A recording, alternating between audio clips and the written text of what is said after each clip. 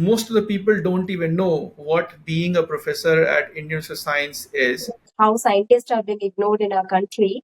The kind of science communication that exists in the US, that does not exist in India. The age at which you get Nobel Prize is also increasing with time. PhD as a degree is not important. At one point, everyone thought that we have understood the physics completely. Unless you are not curious, you will not ask questions. If you're not asking questions, you will not challenge the existing state of the art. Zero was invented in ancient India by mathematicians Aryabhatta and Brahmagupta. Despite such a legacy, in a country of 1.45 billion people, why do we have no Nobel Prize in Science after Sir C.V. Raman? Also, there is a feeling that the scientists of our country have been ignored for a longer time. Today, our guest Professor Mayank Shrivastava from the Indian Institute of Science will answer these questions for you.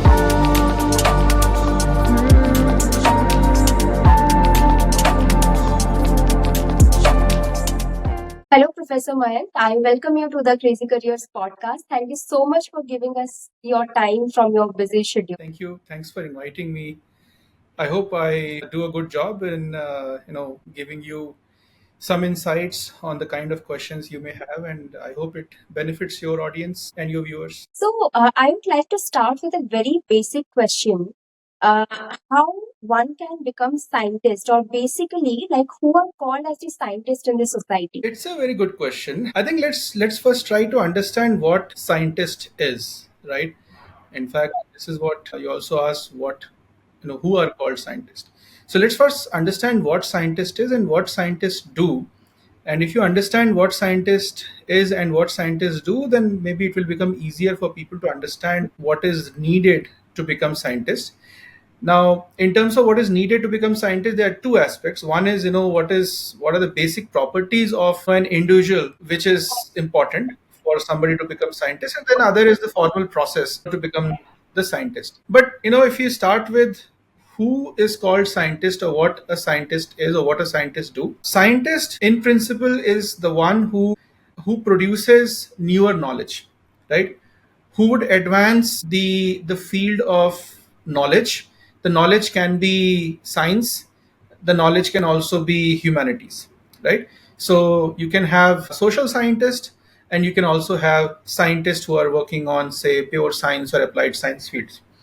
I believe I will answer more on, and I'll focus more towards pure sciences and applied sciences.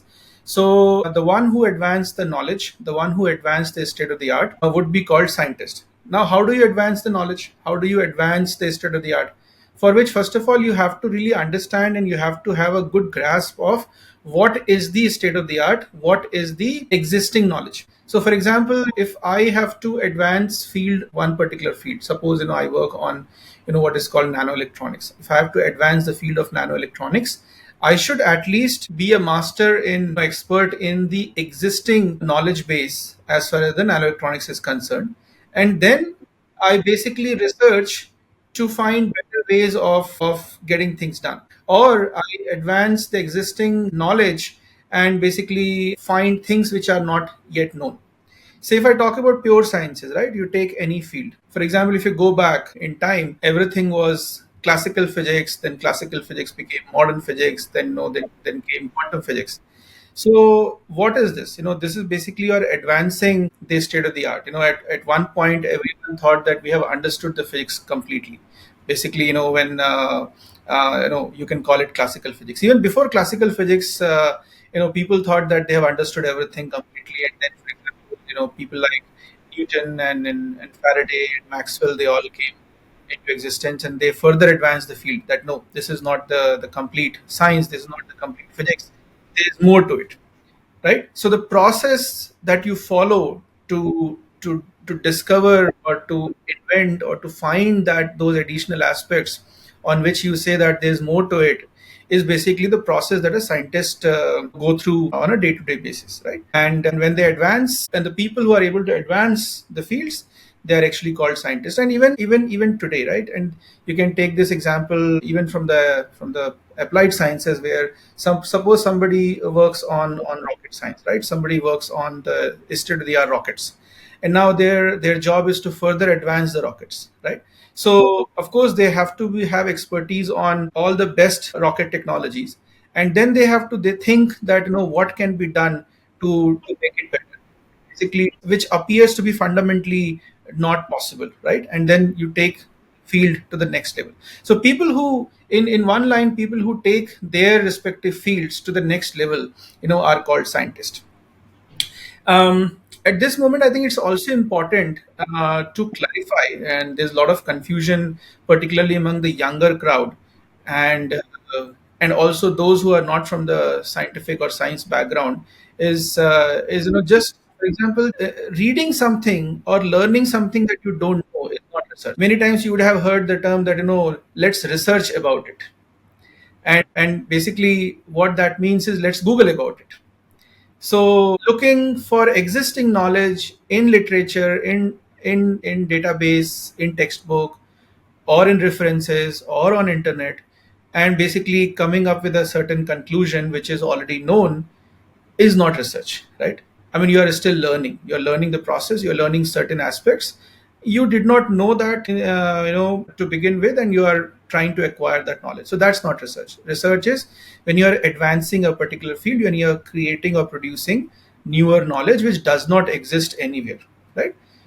So now, what is the process, to become a scientist? What is one has to do to become a scientist? Now, there are two aspects of it. First, you have to understand who can become scientist, right? What are the basic traits or intrinsic properties that one should look for, right? I mean, not everyone who has been good in academics can become scientist. I think that is something should be very clear to people. Just being good in academics is not good enough. It's important to be good in academics because you have to have good grasp of a given field, and if you're not good in academics, you cannot have a very good grasp of a given field. But on top of being good in academics or reasonably good in academics, you don't have to be topper of your class, but at least reasonably good in academics. What is also very important is that you have to be curious. You have to be super curious. Unless you are not curious, you will not ask questions. If you're not asking questions, you will not challenge the existing state of the art, or you will not challenge what is already known. See, unless I ask question, I am not going to think beyond what is told to me. For example, in the ancient times, when the Western world, majority in the Western world, and those who were driving things, thought that Earth is at the center of the universe, and everything revolves around the universe. There were then few people who questioned this hypothesis, or questioned this doctrine or assumption, and they questioned based on certain observations. They questioned based on, for example, the movement of respective movement of Earth with respect to stars. And then when you put all the observations together, then you come to a conclusion that no, this theory cannot be correct. Otherwise, I should have seen something like this, which I don't see. So but how did they make observations? They make observations because they were very curious, right? So they were curious, they made observations, and they were willing to challenge the existing knowledge. Hence, they took the field to a further level and questioned the existing theory and came up with better ideas or more refined ideas. And this is valid, whether you talk about the science in the past, the modern science, or quantum physics, or even beyond, right? I mean, at every level, if you explore the physics, the evolution of science, you will find that the science has evolved only because there were certain people who questioned the existing knowledge or what was taught to them, and they questioned because they were curious, they wanted to know more. So the curiosity is very important. The ability to ask questions is very important. The ability to think beyond what is told to you, what you learn, what you read in textbooks or whatever, is very important. But on top of that, it's also very important that you are patient, you are highly disciplined in what you do and the way you do. Because if you're not patient, then you are not going to basically spend a lot of time making observations, running experiments and making observations. If you are looking for quick results, you will not be able to do deeper science. And if you're not disciplined, you will not be consistent in what you're doing, right?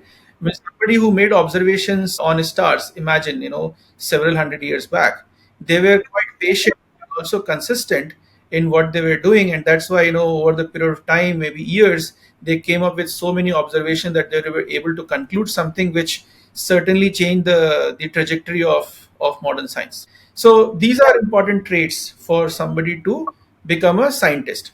Now, what is the process? Of course, you have to get trained. You have to go through a formal training process to become a scientist, and the formal training process involves acquiring a PhD degree from a good place, from a place which can really train you in that process. Now, what is involved in that training? I mean, PhD as a degree is not important.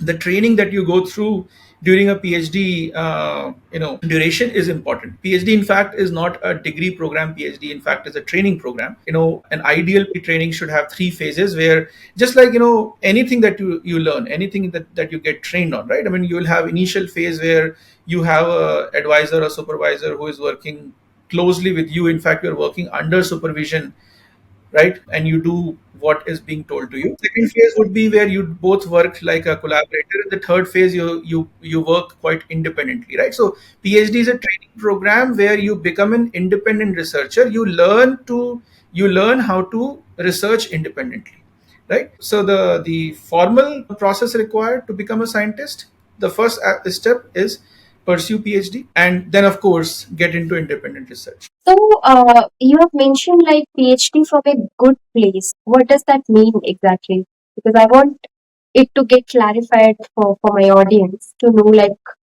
from where actually they should choose to do their PhD from. Actually, that's a good question to have. From a good place, I did not mean the rank of the institute and the country or whatever. From a good place, I meant a good group.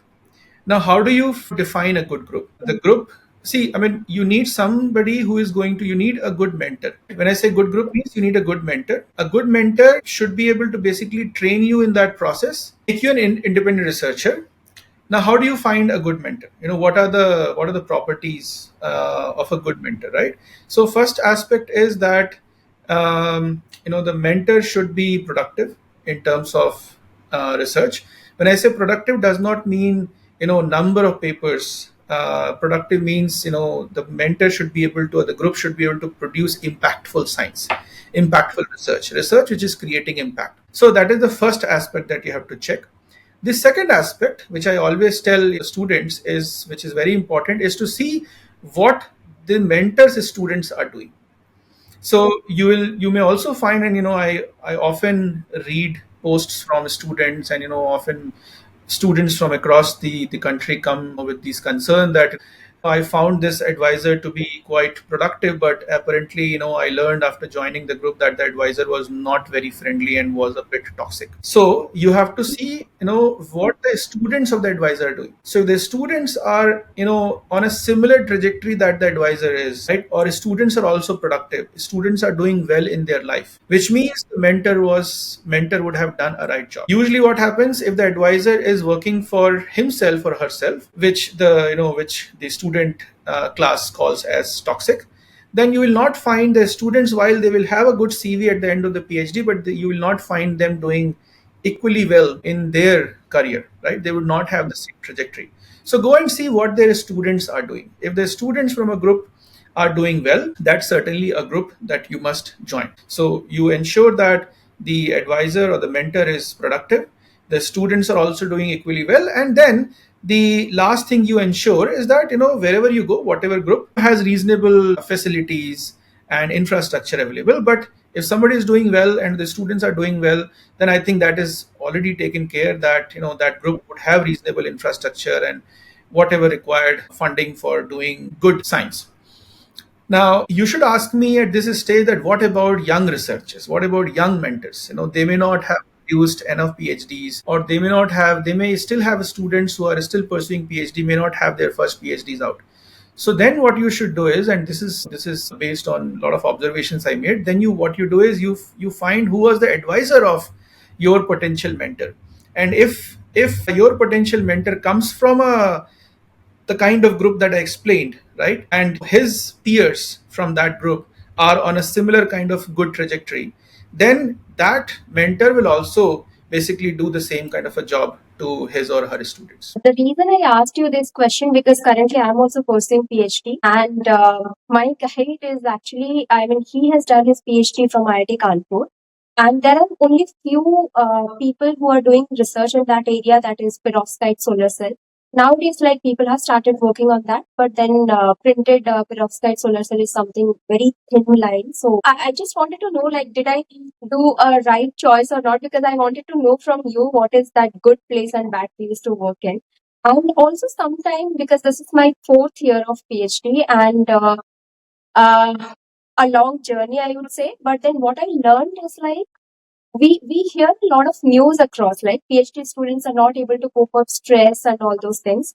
But it is not always the fault of the mentor or the facility that you have. It is also not, I would not say fault, but that coping mechanism should also be within you. I mean, during our graduation and masters, we should be trained in such a way that if we are opting for PhD, we will be able to cope up with that stress and also come out with a good research work through that timeline. That's why, when I was telling you, when you asked me what is the process to become a scientist, before telling you the process, I told you the traits important. Students can be good in academics. Most of the time, the admission processes don't test you on your personality. The admission process will test you on your academics. But the personality aspects that I talked about, that you have to be curious, you have to be patient, and you have to be disciplined, which is very important. Curiosity is one thing, but being patient and being disciplined is also equally important, because if you're not patient and if you're not disciplined, you will not be able to cope up. See, certain sometimes you will have results overnight, eureka moment. Sometimes you will be chasing, and you may not get the right results, but you have to keep on working on your hypothesis, right? I mean, how you start, you ask a question, then you build a certain hypothesis. Based on hypothesis, you would basically build a certain experimental plan. Experiment could be real, experiment could be simulations, could be anything. Then you have your first set of experimental plan, you run your experiment, then you make observations. Possibly you go back and course correct your hypothesis, or you try to adjust your experimental plan. So that's how you progress. Many times you will go back, that okay, the hypothesis is not correct, so I have to go back and think differently about the observations. So many times it's like solving a maze. If your step the next step is fortunately right after the previous step, then you get to the solution, get to the final point very quickly.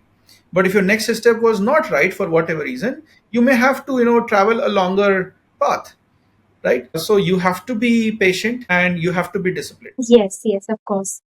So now coming back to the main question of session. Actually, I read one of your LinkedIn posts.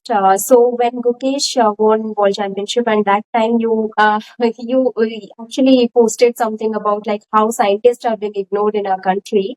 So why do you think so? Why do you think that scientists are being ignored in India? So I think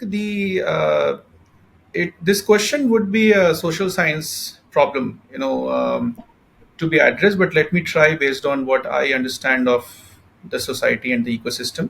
It's a natural tendency, whether it's in India or elsewhere. Pretty much everyone would try to associate themselves with those who are famous and those who have money.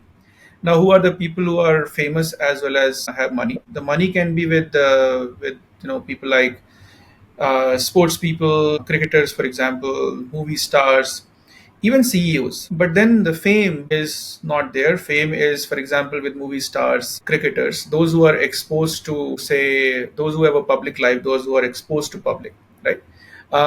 So I think fame is something which people associate first, and then comes the money. Many times, money also brings that fame. So these are the two aspects which people often try to associate themselves. A scientist will not fall anywhere. Scientists may become famous because of the science, but then the science that the scientist would have done would not reach to pretty much every individual in the country, except for some people, like for example Abdul Kalam. But again, he became famous at a very later stage. He became the president of the country, right? So scientists, what scientists do and the outcome of their work, that's usually very limited to a limited kind of audience, right? But what the movie stars and the cricketers or other sports people will do is going to be exposed to majority of the people. So I think this is one of the reasons. So unless you associate a value with the what scientists do, and this association is unless this association is there from the very early age, the scientists will not get the same kind of fame that say the cricketers or the movie stars or any other sports person gets. Science is exposed to, and again, when I say people associate, it's basically from the very early age, right? It's not like when they become adult and then they start associating with those kind of things, right? So when they are very young enough, possibly in their teens age, that's when they start associating with quick success or faster things which can lead to faster fame, faster money. Now, in the recent time, you have social media influencers, right? I mean, or YouTubers, where I'll not comment more on that, but you can guess that somehow you become famous and somehow you get money, right? So even the younger generation have started associating with them, that possibly that becomes when they are not so mature, when their minds are not so matured at that stage itself, they start associating themselves with those kind of professions, that okay, this leads to faster fame and faster money.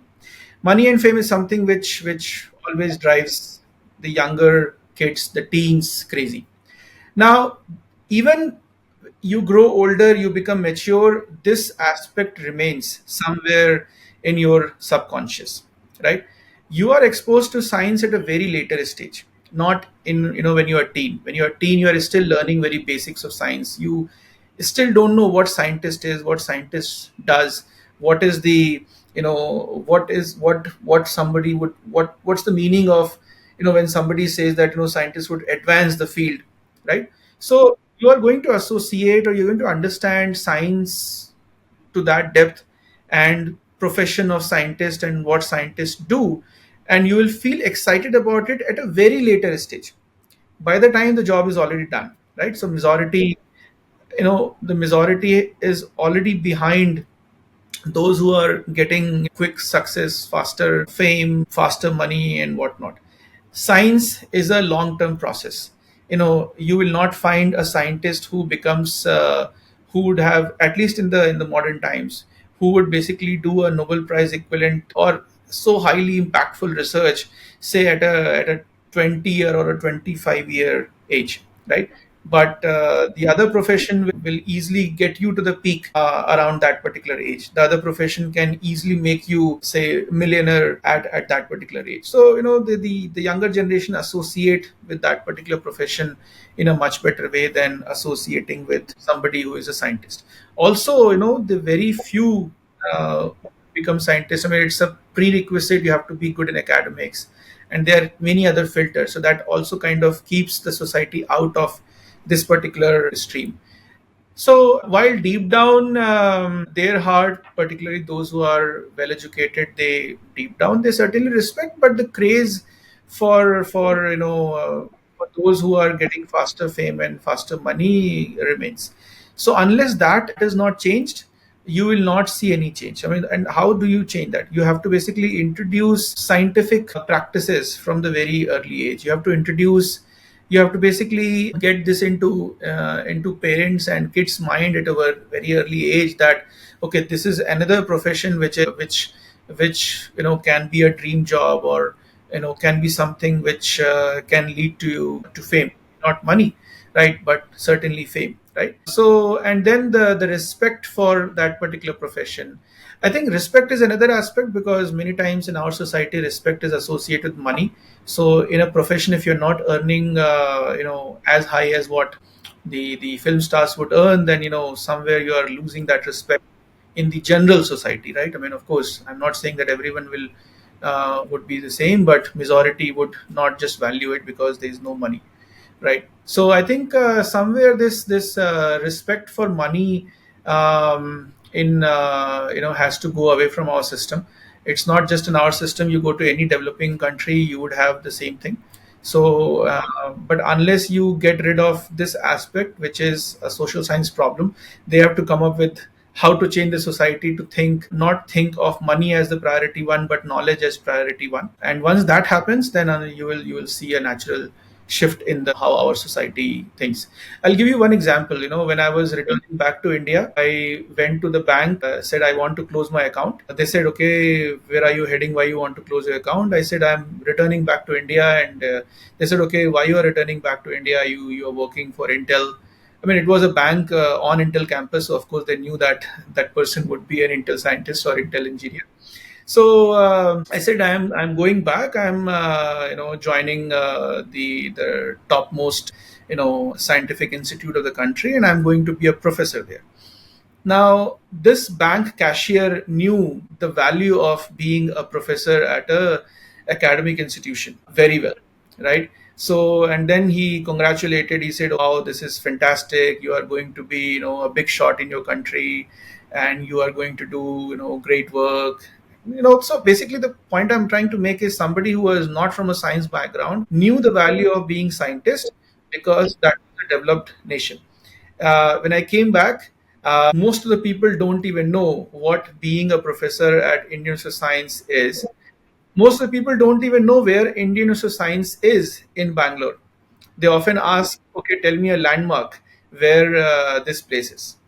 So this is the biggest difference. I think this is what has to change. That's true. Also, the way we showcase different professions in front of our younger generation, that also matters. Like, we always show them the profession which is having glamour associated with it. So they feel okay, like as you say, like fame and money are two of the driven factors in many of the youngsters. Maybe, I'm not sure, maybe we have to, because society perceive science or scientists, the work of scientists are as like boring.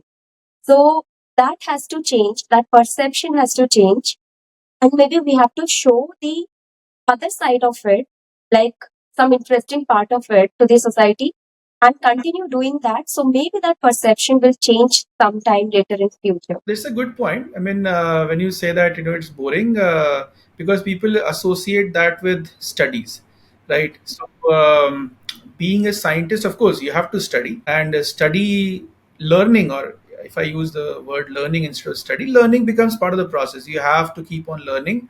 Learning never stops if you're a scientist, but you have to make the learning non-boring from the very early age.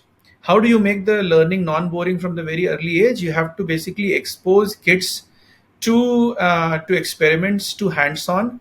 You have to let them get their hands dirty instead of they just mugging up concepts from textbook without they really get a feel for what does this mean, right? I mean, you, for example, you teach a kid, a sixth standard, seventh standard kid, a basic chemistry equations, but if they are not exposed to those experiments, those reactions firsthand, then they will never appreciate those reactions in textbook. In textbook you will see, okay, you mix some certain chemicals, it becomes something else, or with some energy exchange, whatever, but they will never get a feel for it, what it is. But if you expose them to the real experiment, and if you let them do things on their own, you will see how many actually develop interest towards that particular field. I mean fundamentally it's always about what basically secretes those happy hormones in human brain, right? And then to what aspects you associate with yourself. You feel that if I do this, I'll be more happy, right? So if you expose them from a very early age, some of them will find that, okay, this is something which excites me more than anything else. But if you don't expose them, if you just make them mug up concepts from textbook, then of course they are going to find it boring, because it's going to be boring, and then they will never be excited about it. If they are not excited, they are not going to pursue that particular thread. That's true. Think about the contradiction that our society is actually instilling. So we fundamentally we want our child to study well, earn a good grade, because they have to earn something in their future. And then we are again telling them, okay, you have to choose a profession which gives you more money. So fundamentally, you study, but then you don't get excited about that career or that area of being scientist. But then you do something else later on. You just earn grades for just for the sake of earning. There are two problems. One is the grades. So See, when you are learning or studying for grades, then your learning is confined to what can get you good grades. Uh, the learning is a longer process, right? So when I say you have to get exposed to experiments, right, you have to get your hands dirty. So you have to do more than what is possibly offered at a school or offered in textbook. Even the parents have to take a proactive role, and the schools also have to take a proactive role. But if everything is confined to somehow getting good grades, somehow completing the syllabus and getting good grades, then you are going to miss out on the real learning aspects. That's point one. Second is that unless, I think it's also associated to the purchasing power of the society and how developed the nation is. But unless the parents are not stopping to become paranoid about their kids, and keep on insisting on getting into profession which can fetch higher package or higher salaries, this trend will not change. Even today, even at a graduate level or a postgraduate level, the parents are paranoid. For example, at institutions like IITs, parents keep a track of whether my kid was placed on day one or day two, and they are they become competitive about whether my kid got placed on day one versus someone else's kid got placed on day one. And if somebody is getting placed on day one, naturally they are going to get higher salary than those who are getting placed on day two. And this is complete nonsense, right? I mean, this is simply killing the natural growth of younger mind in our society. This is simply killing the curiosity of younger mind in our society, and forcing the younger generation towards opting for things which possibly they may not like. Right, right. So, what are some changes that you would like to bring in the landscape of research in our I country? would say quite a lot. But to begin with, I would say rigor. I think, and I'm not blaming anyone. I'm not saying that people are not rigorous. The missing rigor is because of many, many reasons. Even those who are quite capable are not able to do rigorous science simply because of many, many constraints. The constraints could be brain drain, the constraints could be lack of infrastructure, the constraints can be delay in fundings, and other societal constraints, and constraints such as scientific process or scientist profession is not given the same amount of respect as many other professions, and many times the respect is associated to the amount of money that you earn. So many of these factors are there, but fundamentally everything boils down to how rigorous science country as a whole is producing. I'm not saying that country is not producing rigorous science, or country is not producing science. I mean, if I do counting, then I think we are in the top five nations in terms of producing number of papers and patents. But then the question remains: how many of this work is impactful, and how many of these works are rigorous enough to create that kind of impact? I think there, the number of scientists in the country producing impactful work or rigorous work would not be, I believe, more than 20, 30, 40%. um, I think that number has to change, right? I mean, if you go to any developed nation, you'll find more people. The average is higher. You'll find more people who are doing more rigorous science compared to what here. In terms of the potential and the capability, I don't see any difference. It's the same set of people trained into same kind of environment. Some working here, some working there, right? Those who come back for their interest, or many times they want to basically do good work back in the country. But then all these other constraints limit some of them to do rigorous science. Some would fight the system and still deliver at a compromise of either mental peace or their time. I mean, basically, you can deliver the same amount of research, but if you are working 12 hours a day in some other country, say in US, here for same amount of work, you will have to work, say, 16 to 18 hours a day.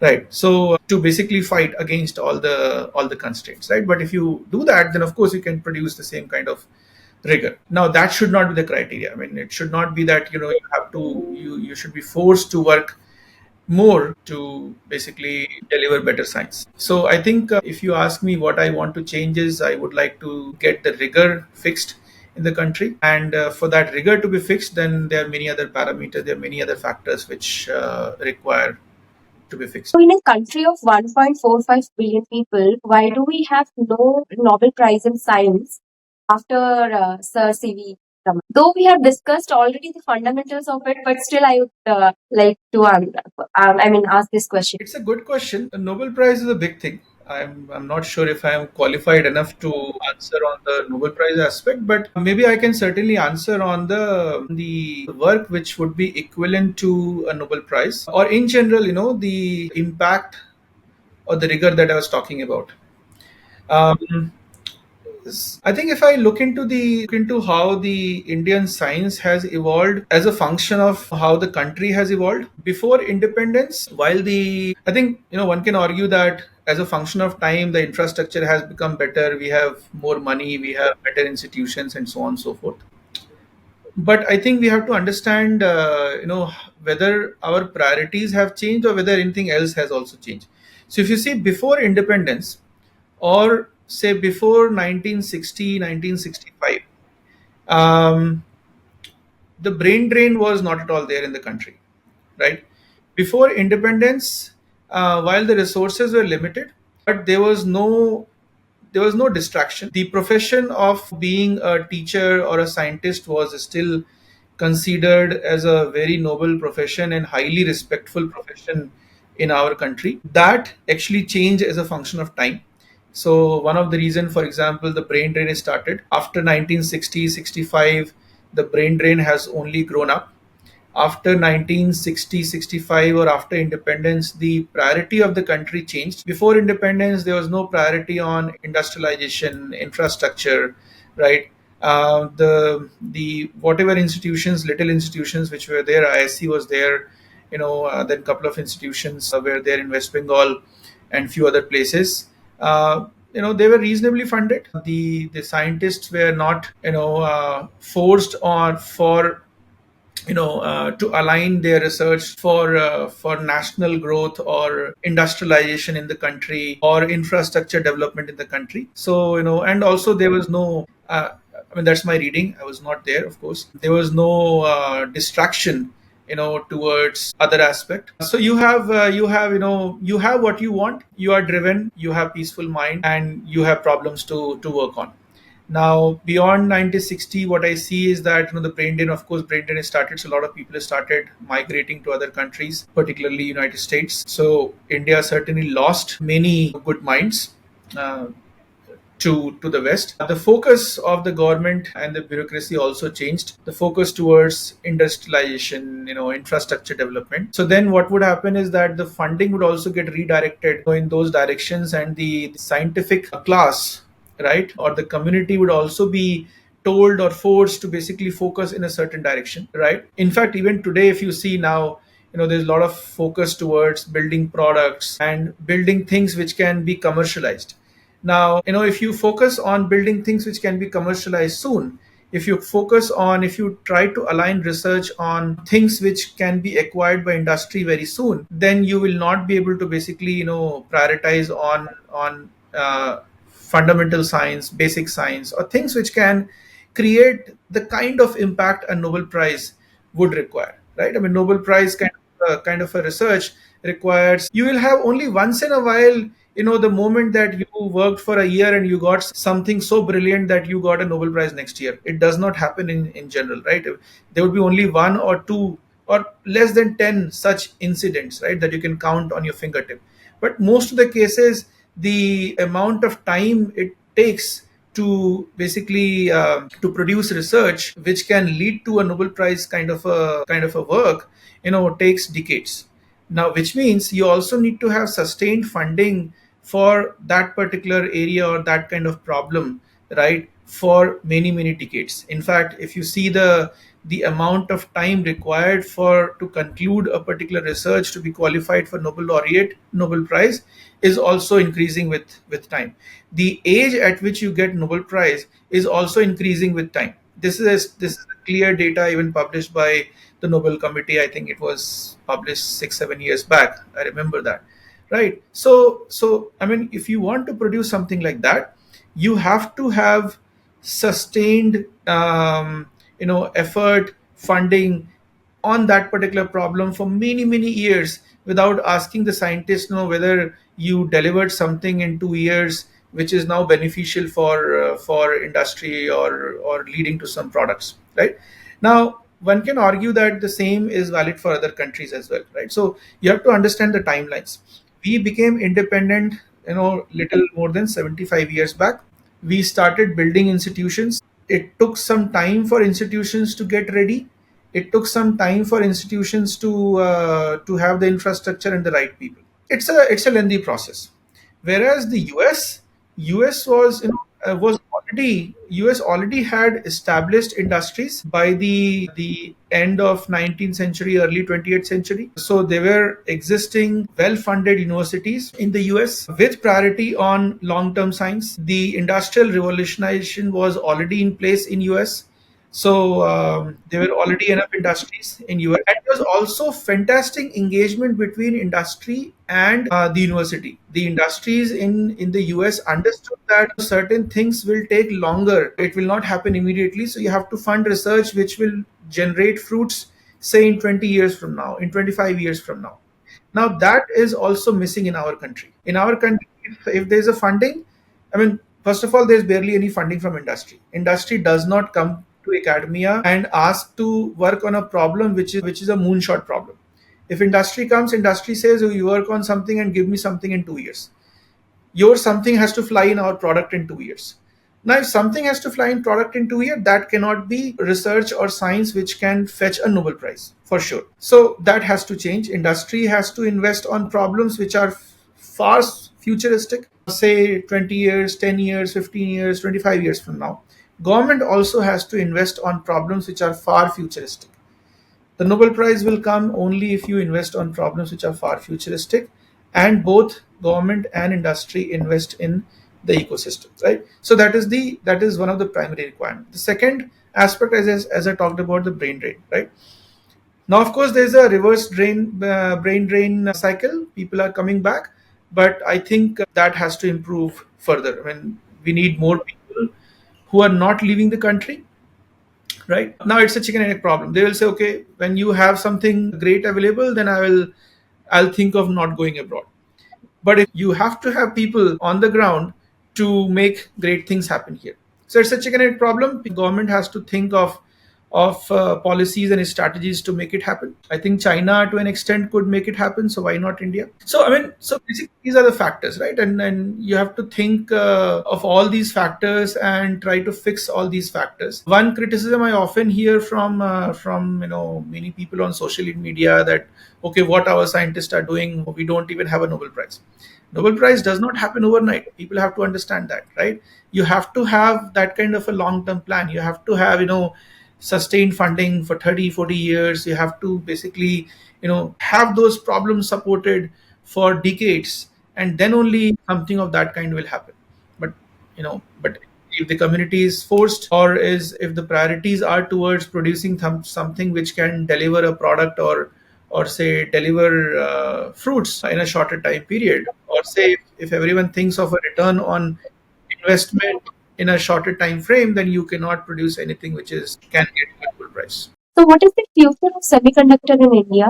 I think from the kind of effort the government is trying to put in place, the future is certainly going to be better than past, assuming that the effort sustains and the effort is remains no matter which government continues. Um, and assuming that the investment in semiconductor only grows in the country. But at the same time, the future will be bright only if the government and the private together are investing in the future tech.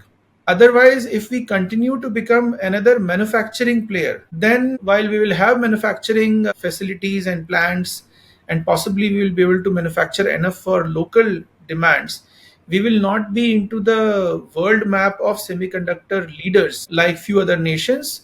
And they are in the world map of semiconductor leader because they are not only manufacturing, they have also invented a lot. So we have to basically, whatever is done is done. Whatever technologies are matured, you cannot reinvent the wheel. But whatever technologies are going to happen in the future, I mean, it's not going to saturate. I mean, something or the better will keep on happening, right? The field will progress.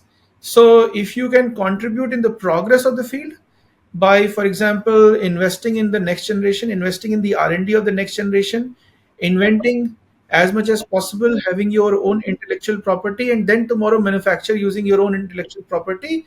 If that happens, then we certainly have a much brighter future, ensuring that we are also one among the other leaders in the world map. Otherwise, we will only remain as one of the manufacturing destinations. So, if you will be given a chance to bring some changes in the society so that the scientists will get the kind of recognition they deserve, then what are those would be? And I really would request you to give a personalized answer to this. Well, personalized answer, but I still want to answer in context of what change it can bring to the society. And therefore, change has to be at various places, including places which may not influence me. For example, to begin with, I would like to change the way kids are taught science at school. I think it will be only a little extra effort for schools and their teachers if they can bring practice into their teaching early enough and excite the kids about science. That's the first aspect, right? I mean, you have to develop the excitement from the very early age. How will you, for example, when kids watch a superhero movie, they think that somehow supernaturally they also develop those supernatural abilities. They can also fly, or they can also, do whatever. Of course, kids mind, right? But why they fascinate? Because they're excited. So that fascination has to be developed early enough in kids mind. If that fascination is developed, you will have a lot more kids who would be willing to pursue that career. I can tell you that if there was any technical way by which somebody can become a Spider-Man or Superman, and as the kids mature and they figure out, oh, this is the path to become Spider-Man and Superman, I can tell you that majority want to become Spider-Man and Superman, because they have fascinated towards that, and now they know how to become Spider-Man and Superman. But as they mature, they know that Spider-Man, Superman is not possible. Let me try becoming a cricketer. As they further mature, they realize cricketer is also not that easy. Let me try becoming this. And then they eventually settle to something which at least fetch them a high paying job, right? So early enough, if you fascinate them about science, then I'm pretty sure that as soon as they mature enough that they know that this is the path towards becoming scientists, the majority will aspire to become scientists. This is one aspect I would like to get, early enough in this school. In fact, if I can fix this in the longer term, I don't have to fix anything else, because the same kids will someday become parent and someday will become adult, and they will anyway have the respect for science and scientist. So the respect is taken care, and the same people will become, some will become politicians, some will become bureaucrats, some will become other administrators. So somehow, say in another 30-40 years, if I fix the school system today, another 30-40 years, I can see that the overall ecosystem would get fixed. But if I want to bring a faster change, then I will have to bring changes at other places as well. For example, somehow if one can educate parents that the high paying job is not everything. Let your kids pursue what they are naturally fascinated about. And these are the professions. The other aspect is, if society can be educated what scientists do in principle, right? I mean, in fact, majority of the people don't even know that what an IISc professor would do other than teaching.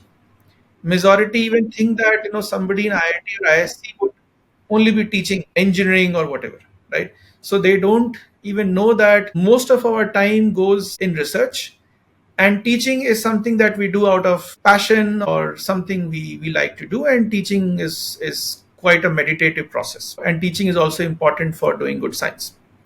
So majority think that we are only teachers, right? So even that, to fix that, you have to basically tell them what these scientists do in their lab.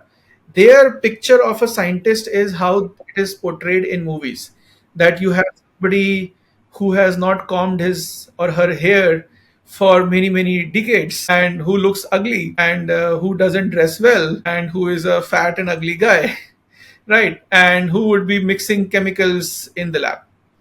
Other than this, people don't know what a scientist would do. So I think this education is important. The US has done it in a quite a reasonable way through, for example, science media, science communication, and through Hollywood.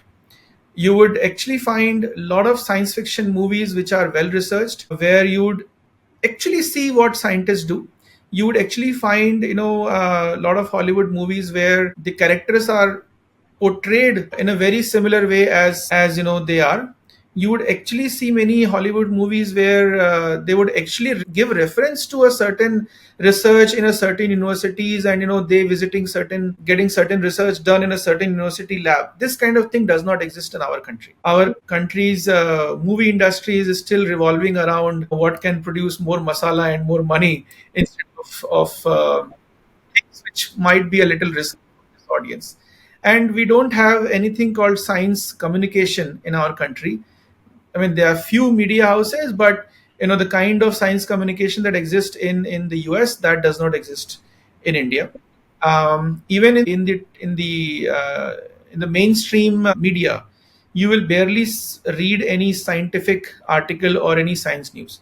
And if there's a science news which will happen once in a month, and that would be buried at some page deep within the newspaper. On the electronic media, you will never find any session or any discussion on matters which are related to scientific importance, unless and until that topic is creating some kind of a political circus, or say generating certain kind of TRP for those media houses, right? I mean, I can give you an examples. Media houses, I'll not take name, but they often reach out to me that, can we invite you for this particular session. Most of it happened three times. All the three times I was traveling, I missed it. But then in return, I offered that, okay, why don't you do a session on this particular topic, which is quite relevant from the societal point of view. And while they said, yeah, this is important, this is interesting, but I know that they will never pursue it, simply because that will not generate enough TRP. So this is another aspect which has to be fixed. And I'm sorry to interrupt. Or maybe they don't know how to communicate that well in the media so that people will understand, and at the same time they will also get entertained and TRP will increase. So that's where science communication should come in. So every media houses must have science communication science first. communication is very important. It has to be deep rooted. It has to be covered in the syllabus of those who learn, say, mass communications or anything else. Those who get into that profession, that science communication is not there. I think government should really focus on that. And so, yeah, of course. And then the last aspect I was talking about was that government also has to put enough emphasis on science and the scientific profession. I think, I mean, I don't want to be critical to anyone, but I have not seen any occasion where, for example, a politician or somebody higher enough in government would be calling a scientist for an event where they would have a massive public gathering.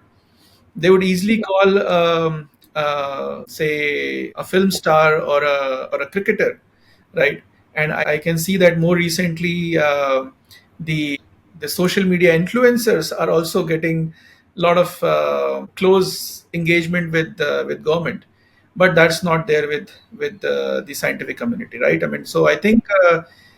I mean, not that government is discouraging anyone, but if this practice continues, which is not just with India, it happens in other countries as well. Even in US, government would never call a scientist when they have a massive public gathering. They would prefer to call a sports person or whoever can attract that kind of massive gathering.